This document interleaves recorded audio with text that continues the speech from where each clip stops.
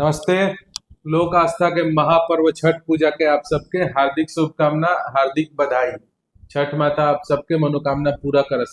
पिछला 3 साल से हम छठ पे गावे ना रही है, चौथा साल ही हटे।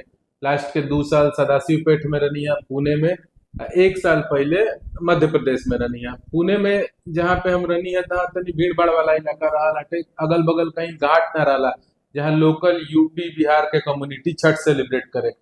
तब वो हमार कोशिश रहत रहा कि शाम के हम अपना हॉस्पिटल से छुट्टी लेके निकली 5 साढ़े 5 बजे, जब हमनी के अर्घ के बेरा होला तो सूर्य भगवान के प्रणाम करी, छठी मैया के प्रणाम करी, उनकर आशीर्वाद ली। बहुत अलौकिक पर्व हटे। पूरा भारत के रेलवे स्टेशनन पे छठ पूजा के गीत बाजता, रोआ खड़ा हो जाला, रील में भी चाहे वीडियो में भी देखला के बाद। तो माता रानी, छठ माँ, गंगा मैया, आदित्य भगवान, सूरज भगवान अब सबके मनोकामना पूर्ण करस। जे जे गांवे आयल बाटे बढ़िया से छठ के त्योहार के आनंद उठावे।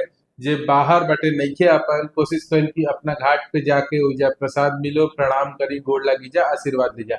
धन्यवाद। आप सबके छठ बहुत शुभ रहो। धन्यवाद।